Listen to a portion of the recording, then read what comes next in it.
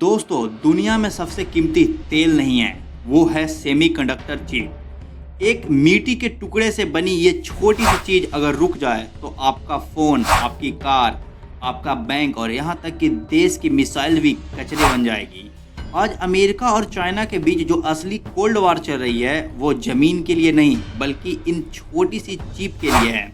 मैं हूं मनीष और आज द बीज मनीष पे हम डिकोड करेंगे द ग्रेट सिलिकॉन वार। पूरी दुनिया के 90% एडवांस चिप सिर्फ एक आइलैंड पे बनती है, वो है Taiwan.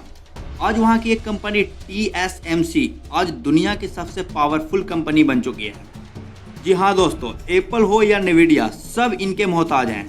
Business point of view से देखें तो ये एक एक्सट्रीम मोनोपोली है।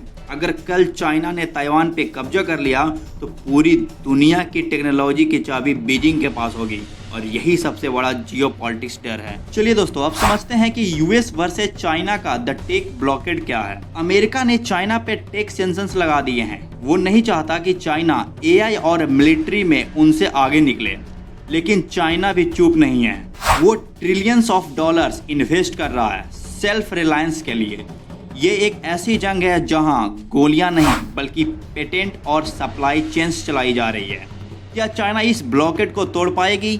चलिए दोस्तों, अब समझते हैं कि भारत आखिर इस रेस में कहाँ है। इंडिया अब सिर्फ कंज्यूमर नहीं, प्रोड्यूसर बनना चाह रहा है। फॉक्सकॉन, माइक्रॉन और टाटा मिलकर इंडिया को ग्लोबल चिप हब बनाने की रेस में है। अगर इंडिया इसमें कामयाब होता है तो हम सिर्फ आत्मनिर्भर नहीं बनेंगे बल्कि ग्लोबल पॉलिटिक्स के नए पावर ब्रोकर होंगे। बिजनेस और ज्योग्राफी का एक परफेक्ट मिलन। चलिए दोस्तों, अब समझते हैं कि व्हाट इज द फ्यूचर, आखिर इसका भविष्य क्या है। दोस्तों, जो देश चिप कंट्रोल करेगा वही AI यानी आर्टिफिशियल इंटेलिजेंस की दुनिया पर राज करेगा।